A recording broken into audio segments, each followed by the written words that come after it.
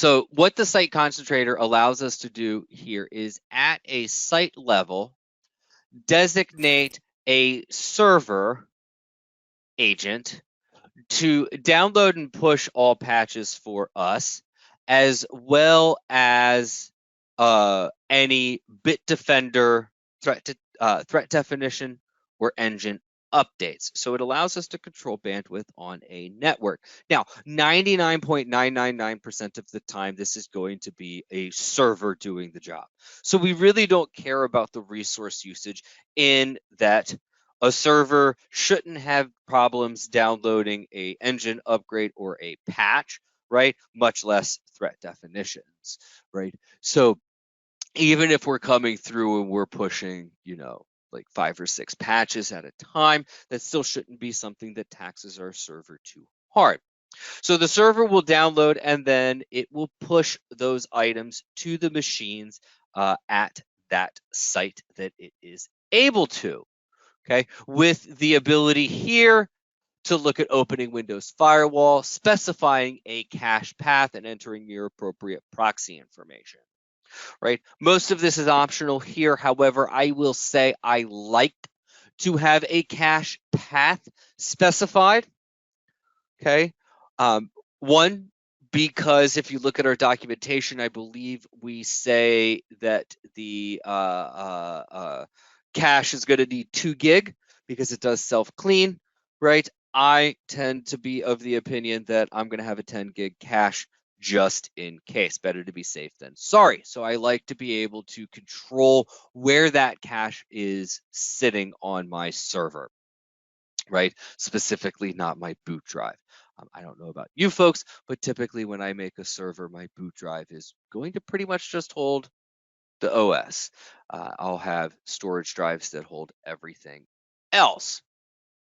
Going back to workstations as a site concentrator, for those of us that don't have servers at some of our smaller clients, but still want to use this particular feature, you will note here, I have a laptop working as a server. So what we're able to do in this particular situation is manually install the agent on a workstation. As we are going through the installation of a workstation, or the manual installation of a workstation, I believe it's the second screen that pops up, you'll be asked, is this a server or a workstation? And you can promote this device manually to a server. Okay, now it used to be that this was much more common. Nowadays, the only reason we're really doing this is because of the site concentrator, right? Check parities there, feature parities there. Okay.